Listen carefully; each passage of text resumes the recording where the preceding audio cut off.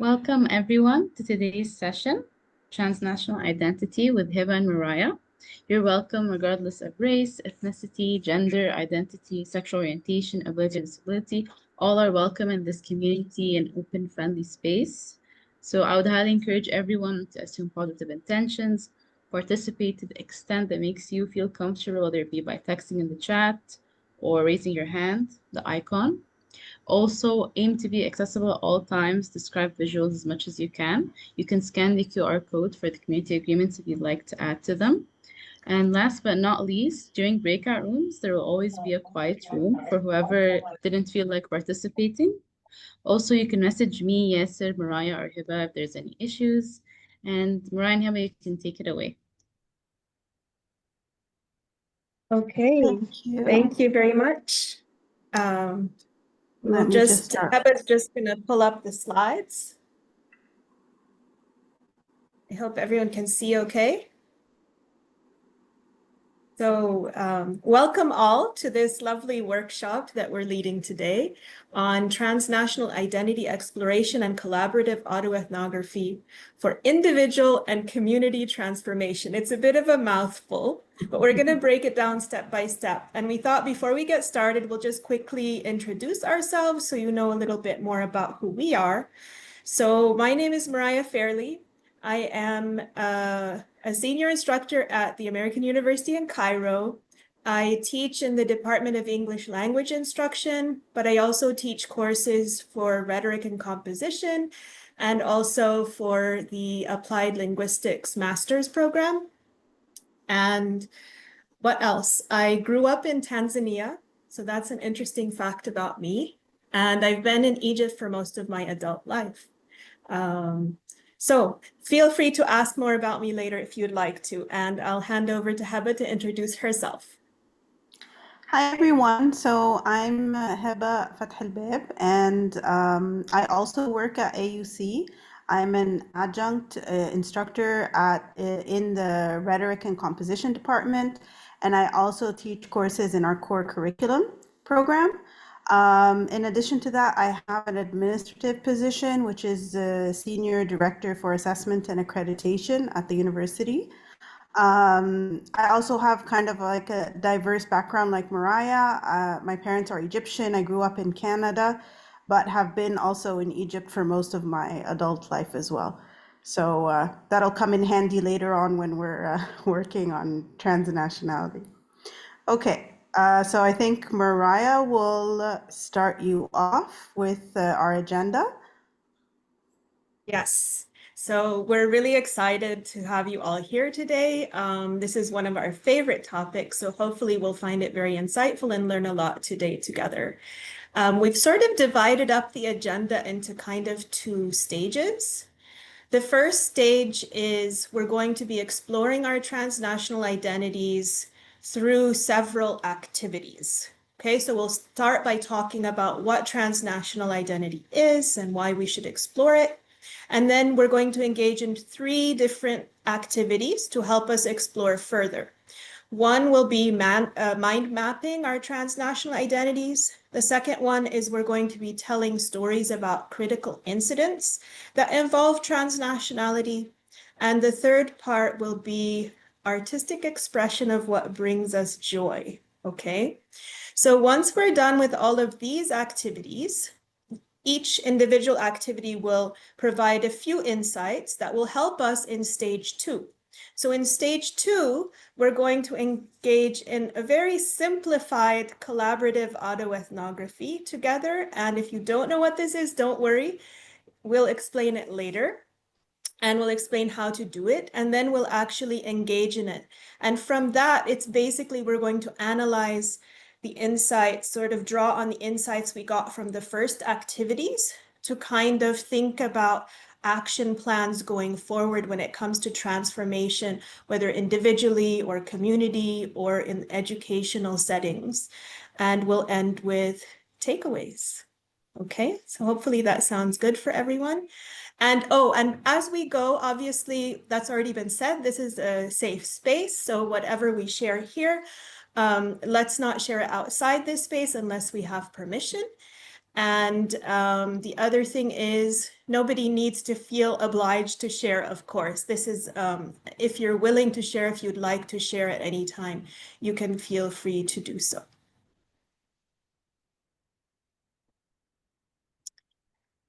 Okay, so first off, just talking very generally about what is identity, because I think there's a lot of different ways of looking at identity that are out there. So we thought we could just start off by, if anyone wants to share any thoughts they have in the chat on what does identity mean to you? I don't know, any notions that you have, what comes to mind when you hear the word identity? You can just type that in the chat. And thank you for, yeah, somebody I think typed it again, the question into the chat as well. Yes, thank you, Noreen.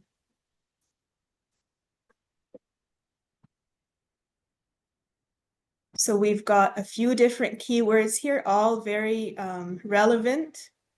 Identity has to do with our values and beliefs. It has to do with our positionality, maybe the way we position ourselves, or maybe the way others position us, related to culture and language as well.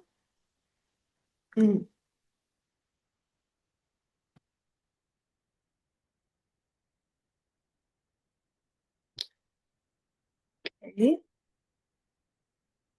And yes, you're bringing in this idea of choice. Yes, so there is some choice to some extent, though to how far there is choice, that maybe is up for debate a little bit. And but it is something to do with choice, how we decide to represent ourselves, what we associate ourselves with. It can be fluctuating depending on the context. Fantastic. All important different aspects to identity.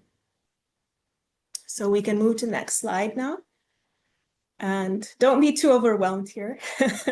But yes, identity is something that is very complex. I think, let's say 30 to 40 years ago, identity was not, it wasn't until about 30 to 40 years ago that identity started to become a focus in scholarship. And I think it's because before that, identity was oftentimes viewed as kind of this fixed thing, you know, just this fixed construct. You're born with it, that's your identity, and that's it. But then with the post-structuralist turn, I think there started to be increased focus on identity because we started to come to this new understanding that actually identity is very, very complex. It's fluid and dynamic and changing, as somebody already said. And also, it's something that I might ascribe to myself, or somebody else might ascribe to me, or I might contest the way someone is ascribing it to me. It's not fixed. It's something that we're negotiating all throughout our lives in different contexts. It could be contradictory at times. The way my identity shows up in one space may be very different than another space. And here we can think about also power dynamics being partly involved here, right? Like in a space where I feel safe, where I feel valued, I'm probably going to share more of, I don't want to say exactly authentic, but kind of share more of who I want to be, I suppose, in that space, right? It's also something that changes over time. And so very much it's socially constructed. And in some ways, if we're not like consciously thinking about it, we're not going to be exploring, you know, we're going to maybe just sort of feel like identity is something that happens to us in a way. But the more we're consciously thinking about it, we can have more role or more intentionality over who we're constructing ourselves to be, if that makes sense. And there's a lot more, but that's just a very rough kind of rundown. And so why does this matter? Like, why would we explore this? So obviously teaching and learning in educational context, but also teaching and learning in general. We're constantly teaching, we're constantly learning throughout our lives in all of these different contexts we're in. And these processes are not politically neutral. In other words, like I hinted at, there are power dynamics involved, right? And they can often be extremely harmful power dynamics, unequal power dynamics. depending on roles, if you think about like the role of a teacher versus a student traditionally, or if you're thinking about identity categories such as gender, race, sexual orientation, ability, class, and so on. And so when we actually explore our identities more, and especially the tensions that arise in our lives and our work because of our identities, it can actually help us, you know, self-reflect and promote self-awareness. It can help us maybe question certain normative assumptions that might be harmful. It can foster the negotiation of new identities and lead to transformation. So in other words, our identity can become kind of a source of agency. Now, another quick chat in the chat, if we're looking at now the concept of transnationality. So what comes to mind when you hear this word, transnationality? What does it mean to you? You can type your idea in the chat.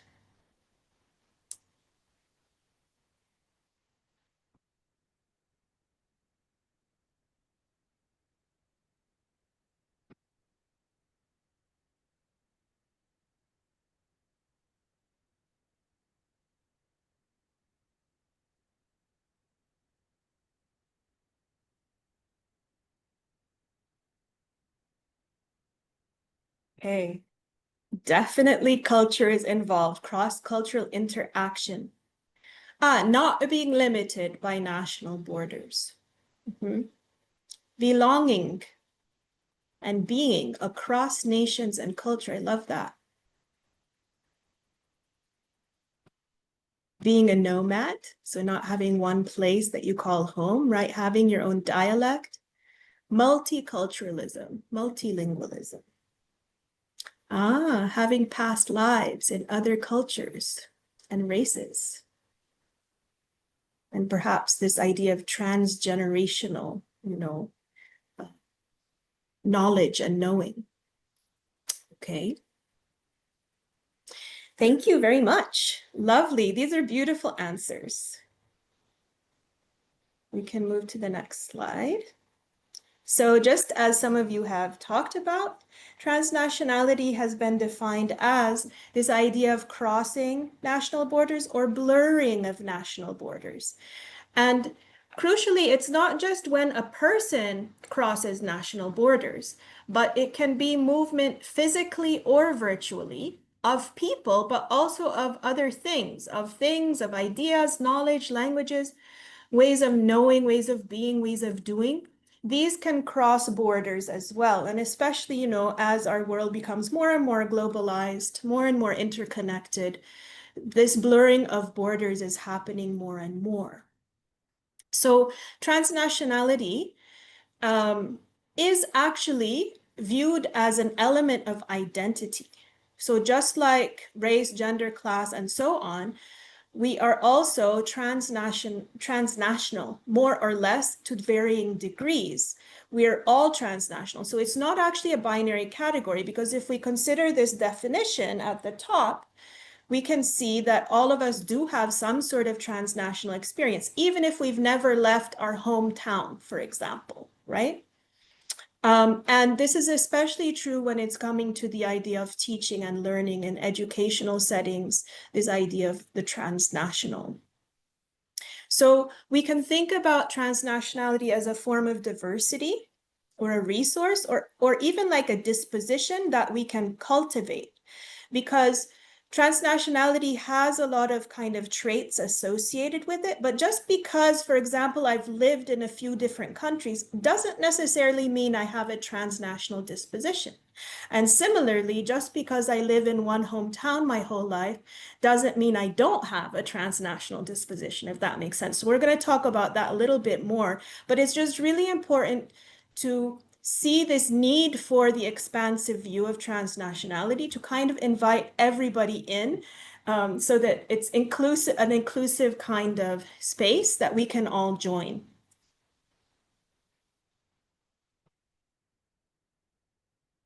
And the last little bit of kind of background, and then we'll jump into an activity.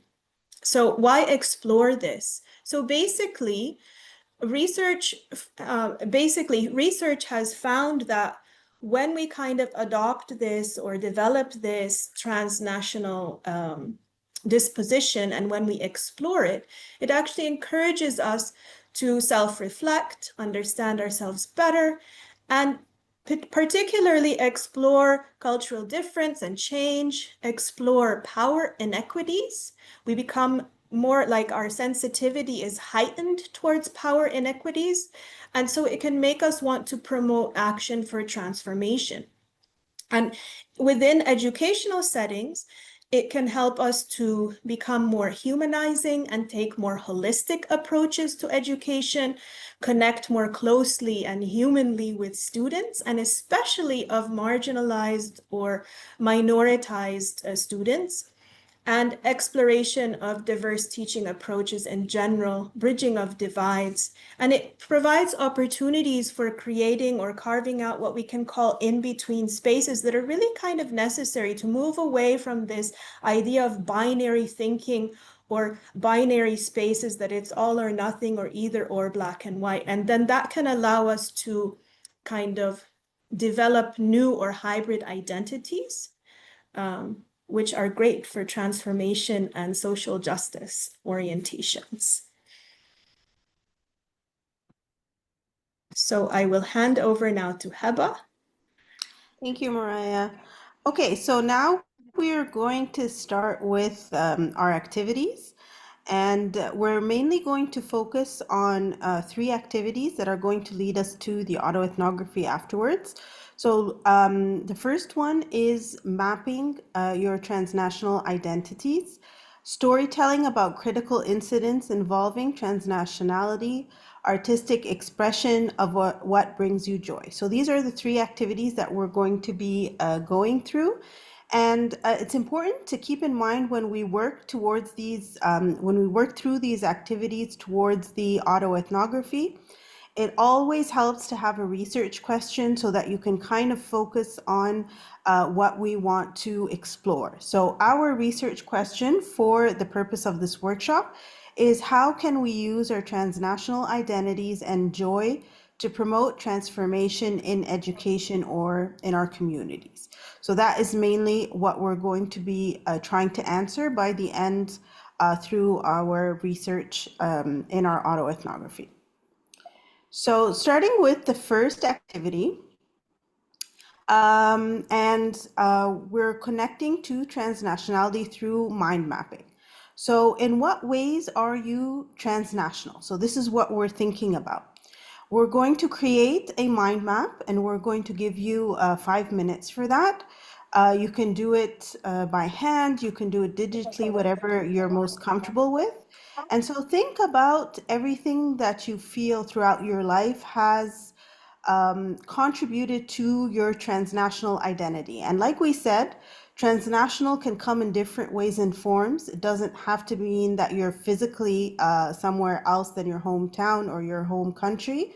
It can come through travel and living experiences, languages, relationships, other types of exposure you've had to diversity and to culture. So any of this contributes to your transnational identity. And then after we create those mind maps, we're going to break out into rooms, and you'll notice this breakout discussion that happens after every activity is really, really very important to the activity. And this is where all the magic happens, as we would like to say. So the discussion and coming up with insights, you'll find that your group will come up with insights you maybe never even thought of. So this is really, really a rich experience. So because this is going to be our first breakout room, we'd like you to introduce yourselves, maybe share 1 to 2 key points, and discuss some ways these transnational experiences have shaped you or led to certain questions or tensions in your life. So we won't have time to, of course, go through the whole mind map, but maybe just 1 or 2 key points, and then finally come back to the whole group if you would like to share. So let's start with the first part of the activity. The mind map, I'm going to just show you an example. There is a digital one and there is pen and paper. Again, whatever you're most comfortable with. And we will give you 5 minutes to do this. And this you will do individually. Okay? Do we have any questions before we get started? Maybe I'll go back to the slide before if you want to have the instructions in front of you while you work. Okay, so our 5 minutes starts now. More time, or is everyone happy with the mind map that they have? Okay, so we're going to break out into our rooms. I think Mariah said she has 2 breakout rooms ready. And what you're going to do, since this is our first breakout room, just introduce yourself very briefly, and then just mention 1 or 2 key points from your map that you feel has really contributed to your transnationality, and then discuss ways in which these points have actually contributed to who you are or to your transnational identity. And then we can all discuss maybe things that you've noticed about other mind maps in the group, some insights that you've seen. And then we'll come back to the main room where we can share if we want. Okay? So we have 10 minutes for that. Yeah. And we have the questions in the chat, so you can still access them when you go into the rooms. Perfect. And again, if somebody doesn't want to go into the breakout room, you don't have to. You can optionally join the breakout room, okay? So we'll open the rooms now. Oh, and one person still needs to be Yes, added. can you add Alia to one of the rooms? Yes. Yes, there she went. Okay. And I might also join one of the rooms. Heba, do you want to like hang back here and I'll jump into a room or something? Sure. Yeah. Okay. Just to see how things are going. Mhm.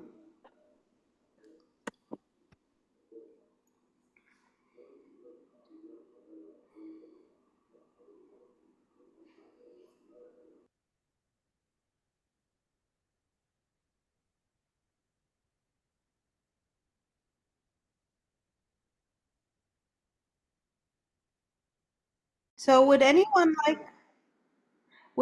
like to share any insights that came out of the breakout rooms?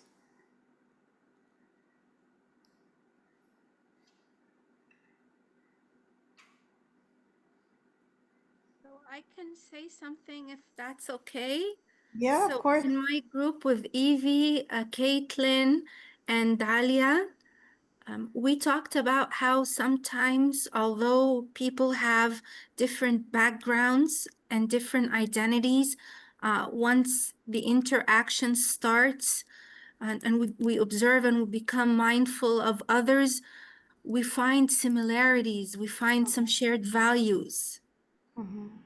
Definitely, for sure. And I think that's the beauty of these discussions, is that we all have such different experiences, but we can always find those commonalities and those things that bring us together. So thank you, Nora, for that. Thank you. Okay. Anyone else want to share, or should we move on to the next activity? Okay. So for our next activity, we are going to talk about critical incidents. So what do we mean by critical incidents? These are unexpected moments that have happened in your life that have prompted you to really reflect critically, and maybe it became a turning point in your lives. So they become critical, as we like to call them, because they reveal feelings, they reveal tensions regarding identity, culture, power. These incidents make us really reflect and think about who we are, our beliefs, our values, our practices. And it's really, really helpful to kind of think about that and reflect and explore. It often uncovers certain beliefs that maybe we hadn't realized. We examine power dynamics. We can look at our identities and figure out a lot more intentionally how we can use these strengths for transformation.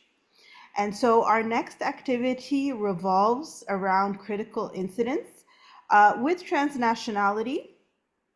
And so what we want you to do is keeping the mind map in the back of your head or in your mind and think about critical incidents or experience you've had with transnationality, with the experiences that have contributed to your transnational identity. And what we're going to do is we're going to free write individually for 5 minutes. What you're going to do is you're going to describe the incident or the experience that happened, that critical incident. So what happened, who was involved, how did you feel? Did you respond or not at the time? What happened afterwards? And then analyze, why do you think it happened that way? Why do you think you felt the way you did in that situation? What do you feel made it critical? And how did it kind of like have a turning point effect in your life? And if you did or didn't take action, why do you think that happened? And we're reflecting on what insights did that help you gain with regards to transnationality. And then after that, we're going to go into our breakout rooms and we'll discuss that after we're done. So on the clock, 5 minutes. Our helpful Yasser will, I think, put it up there. Thank you. And so 5 minutes, just write freely. Don't worry about structure or anything. Just put whatever comes into your head and write it down.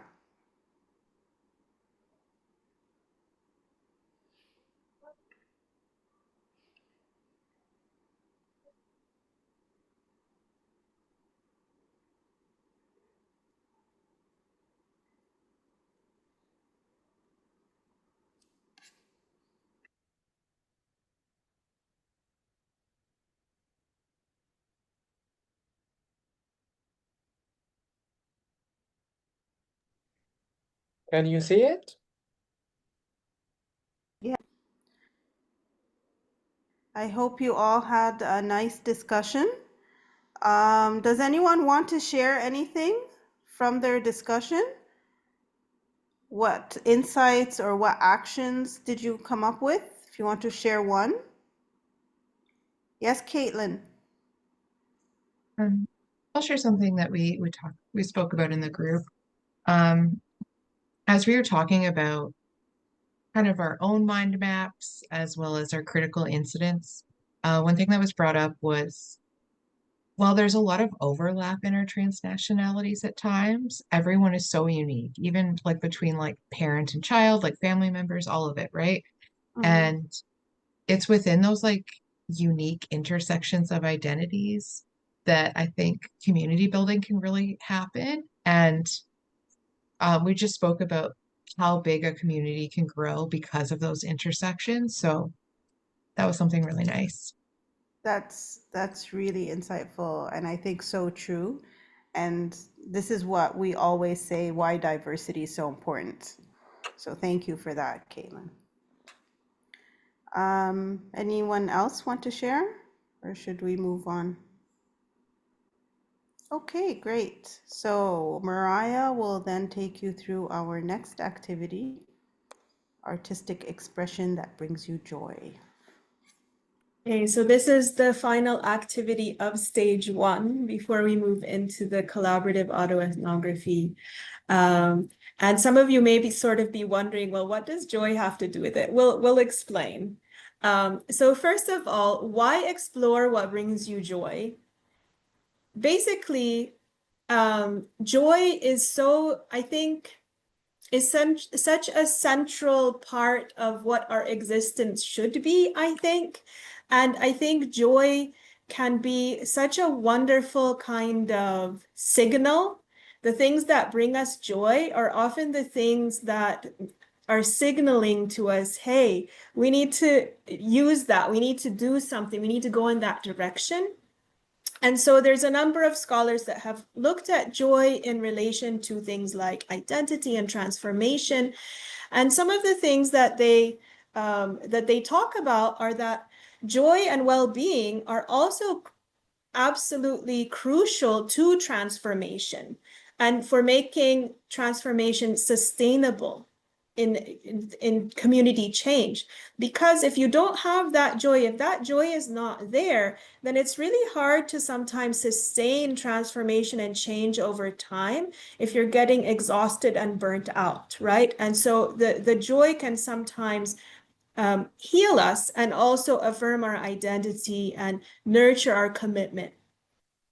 In addition, it can, if we think about it as that it's not even like, even going further, basically, you guys may all have heard of Bell Hooks, I'm not sure, but she talks about how love and joy, it's not just part of social justice work or transformation, and certainly not a distraction from it, but it's actually integral to it. Like, we actually need to frame joy as part of transformation because it can empower resistance and empower this care for transformation. And finally, if we're thinking about culturally sustaining practice or culturally sustaining pedagogy, we can think about how we can, when we as educators, or let's say leaders in community, or trying to drive some sort of change in community, we can think about, well, what sustains me? What is the joy that sustains me? And also what sustains community members, or what sustains my students, for example?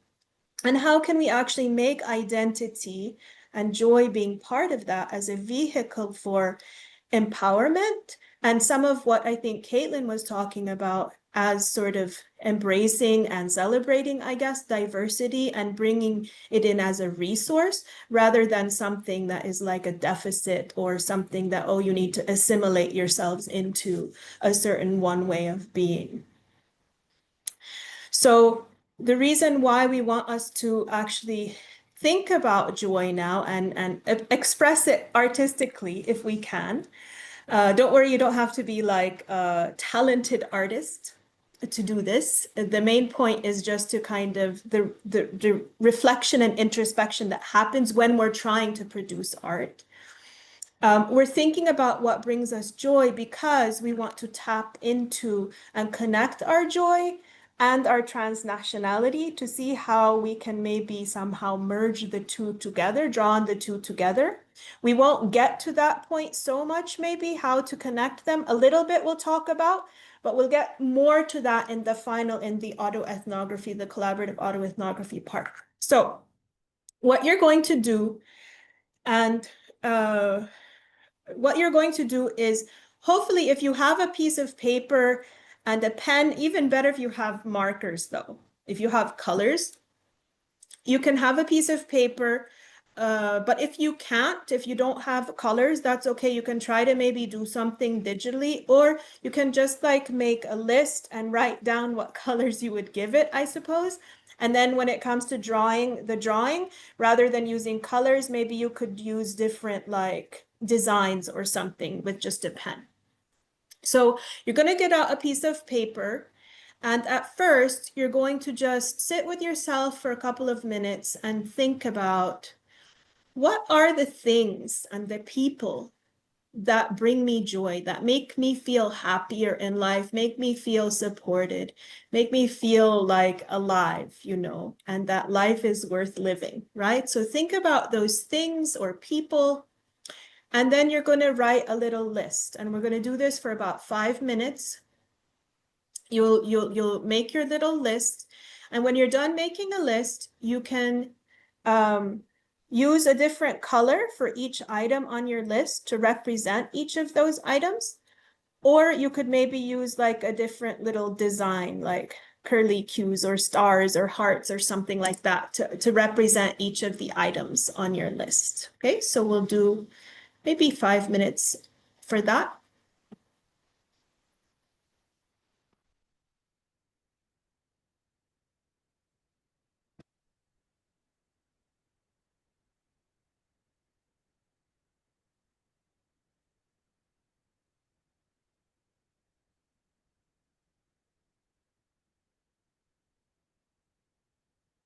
you're going to take out another piece of paper, or it can just be on the same piece of paper, and you're going to like draw a mini outline of your body, okay, or of a body, like to represent your body basically. And you can start with in the middle with a circle that's representing yourself in the middle of your body.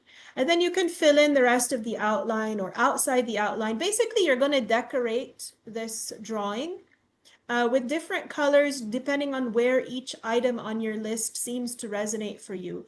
And don't overthink or worry too much. It's not like a test of getting the right colors in the right place. It's just sort of you're kind of, and as you're coloring in or as you're using your little designs, you can think about that person or thing while you're sort of adding them into the body. And we can show an example of this on the next slide. So for those of you who can't see it very well, basically you'll see an outline of the body. And this is just an example of mine. And inside, like I have this red heart that represents something. I don't even remember what it represents. I think it represents like maybe my close love is what it represents, and also when somebody values me. And then like I have like on the hands, I have green that represents meaningful conversations and other things, and I've got like pink on the knees, and then I've got like these musical notes because I like singing in groups, in community, and so on. Okay, so just to kind of give you an idea, that's just one example. And as you can see, it's not like it's like a 5-year-old could draw this. So don't worry about your artistic expression abilities. So yeah, we'll give you, maybe 10 minutes, but maybe you need even less time. We'll check in maybe after about 7 or 8 minutes and see if you need another couple minutes, okay? Mhm. If any questions, please ask. We're not putting them in the breakout rooms yet. I opened it because you mentioned, would you like me to close it? Yeah, close it. It's only when we get to the third stage in the breakout rooms. Did I say breakout rooms? I hope. You mentioned 7 or 8 minutes if maybe they won't need, but they'll come back in 40 seconds. I don't think anyone left. Evie did. Oh, okay.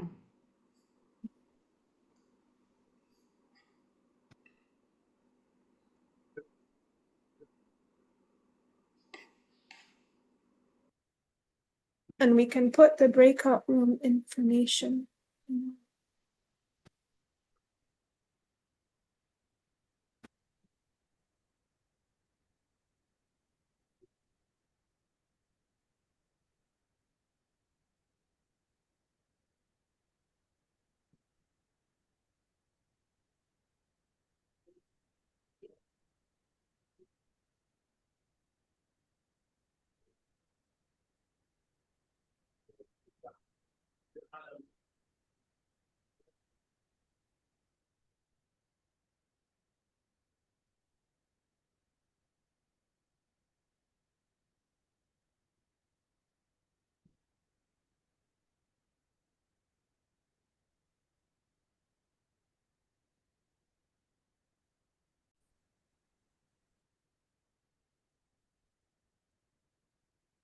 Yeah, you can pause the recording, yes, sir, I think, until they're done with their drawings. Things that were talked about in the breakout room with the people that weren't in the breakout room. I can say something. So we did find some common grounds. A lot of people in my breakout room talked about artistic expression, whether it's music, poetry, or art. And other members of the group also talked about nature and the loving nature, gardens, trees, and sustainability, and raising awareness about how we can protect our natural environment and things like this. Yes, and we were beginning to try to make some connections to how this could connect with transformation, right? And we said a couple of things that we can continue to think about as we move into the final, the second stage, which is we're going to talk now about collaborative autoethnography. First of all, what it is and why are we doing this? So basically, collaborative autoethnography, we first need to understand what is autoethnography before we add the collaborative. So autoethnography is basically a form of research in which we are actually researching our own self in relation to society for the purpose of transformation. So it's a fantastic research approach, and there are so many different ways of doing this. But that's not the focus of today's session exactly. But the point is, it's to create space for this individual introspection, deep individual introspection. And it also rewrites what research can be, who can be a researcher, and how research can be done. And so in that sense, it sort of disrupts this sort of dominant narrative about what research is, who can do it, and so on. And it becomes something that anybody can do. And it also encourages plurality and ways of knowing. So again, it's a space for hidden stories could be voiced, and people's voices who may sometimes not have a space to be shared. It is welcome in autoethnography. And it often lends itself to thinking about systemic injustices and how we can dismantle them, how we can promote social justice, how we can transform our world for the better.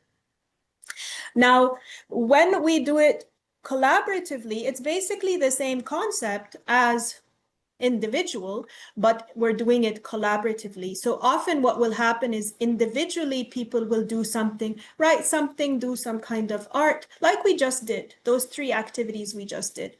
And then they'll come together to discuss, to have a dialogue about it, basically, and then end up writing about a couple of insights that came out from the combination of the individual work and the discussion that you had collaboratively with others.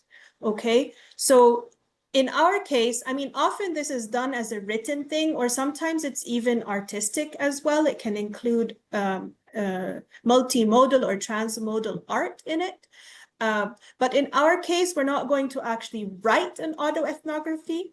Rather, we're just going to kind of think about it a little bit and then share together and see if we can kind of collaboratively come up with some insights together.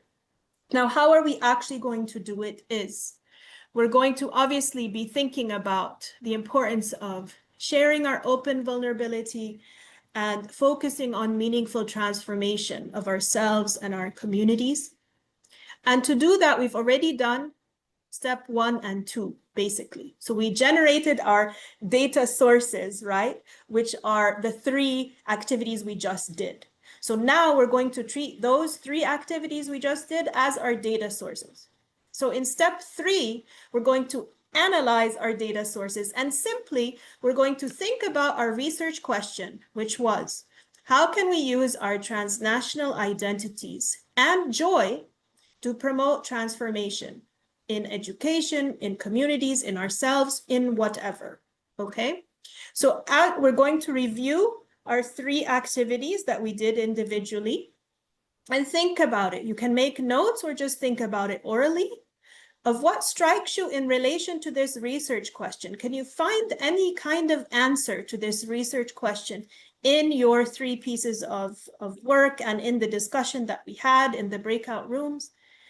And try to see if you can identify just one meaningful insight that somehow is answering this research question for you. It should be meaningful for you, I mean, not necessarily what you think might be meaningful, but what you think is meaningful to you personally in terms of how you might move forward with your transnational identity and joy to transform in some way, okay?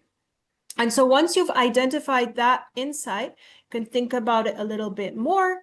And then in the breakout room, you're going to share very briefly what's that one insight that came out for you, as sort of like, think of it kind of like an action plan, one simple step. And here we don't mean like some huge grandiose thing like, oh, we're going to create a new governmental policy for education that will include XYZ. Wonderful if you can. But we're trying to think about something that's just very simple. For example, if I love writing poetry and I know that this will help focus me on what steps I want to take next, I'm going to try to figure out so my action plan might be how I'm going to incorporate poetry into my weekly life, and how I'm going to, maybe some step of how I'm going to connect this with the transformative action I want to take, just as a personal action plan. You know what I mean? Or I'm going to engage in, since I take joy in meaningful conversations, I'm going to maybe sit with one person, make sure that I have at least one person or two people per week that I've engaged in a really meaningful conversation about some sort of transformation that we need to have in the world or a community or something. It could be as simple as that, is what I'm trying to say. You're trying to look for some insight and then making this connection to some small action that you'd like to take, okay? So are there any questions here? I know it sounded maybe a bit complicated. Is there anything that you want to ask? Okay, so we'll get started. Look through your 3 things to see if you can find some answers to the research question, and specifically one particular meaningful insight that you want to make a few notes about. And we'll give you maybe about 5 minutes for that. So it's step 3 and 4, but we're kind of collapsing them into one, and spend about 5 minutes on that, since we're kind of running out of time. Any of you had these aha moments while I was doing these activities? We've done it together, me and Mariah, before. Every single time there's like this epiphany moment for me when we're reflecting and we're discussing, and I realize something that I hadn't thought about. So I hope you get to experience that as well if you haven't already. Caitlin, Mariah, Nora, and I'm not sure RM who is said it so well. I'm not sure there is anything else I can add. Okay, thank you. Yes, so thank you all. These are really nice takeaways, and we're really happy that you're taking this with you to back to your communities or your classrooms. Okay, so Mariah, do you want to maybe talk about this follow-up activity? Yeah. Open up the floor. Yeah, so this was meant to sort of be like, not homework exactly, but, like this follow-up fun activity that might help, boost your excitement to go forward with transformative work. And the idea is just to make a small poster, or just even write down some words of positive affirmation on a piece of paper and stick it up on your wall. And what we mean here by positive words of affirmation are like kind, encouraging statements that express love, support, appreciation, building your confidence and emotional well-being. And so these words are meant to be directed at your own self as sort of like a boost, I can do it type of thing. And so based on whatever idea that came to your mind about an action plan, you can make a little poster with some sort of positive words of affirmation. It could just be simply like, I don't know. I don't want to put words in your mouth, but you get the idea, some sort of you can do it type of statement. And I think sometimes just having this in front of you in a place that you see regularly, it can be such a lovely reminder. And positive words of affirmation, I used to not really realize that they can actually be quite powerful. Because it's kind of like, well, what do you mean? Like saying words to myself. But when I actually do that, it does make a difference. And the words that I've written on a poster and stuck on the wall, every time I see it, it's like, oh yeah, yes, I can do that. And yes, that is true, whatever it be. Yeah. So that's the homework assignment that you can continue with. And we're now going to end. We have just a couple minutes left. If anyone has a question or a comment, please feel free to share. Caitlin left a lovely quote in the chat. I think it's just a beautiful quote. Thank you for sharing that with us. My pleasure. Does anyone have any questions they'd like to ask us before we sign off? I think we have a couple minutes. It's beautiful. Yeah, it's such a nice quote. I love it. It's very deep. Mm-hmm. Thank you for sharing it. Yeah, my pleasure. Richard Wakamese was an incredible writer, so if you're ever looking for a good book, totally recommend it. Okay, I'll note that down. Okay, so if there aren't any questions, we will be sharing our slides with Noreen, so she'll make them available. And it was such a lovely experience being with you guys here today. I hope you all enjoyed it as much as we did. I sure did. Thank you so much for your input and for allowing us to express ourselves. Yeah, thank you Thank so much. I really enjoyed this session. Thank you all very much. It was lovely getting to know you, and I wish we could meet again. Some of you, maybe we will meet again. Nora, at least, hopefully. I will definitely see you soon. Yes. Okay. All right. Thank you all. Thank you. And I Bye, think there's a everyone. form you can fill out, right?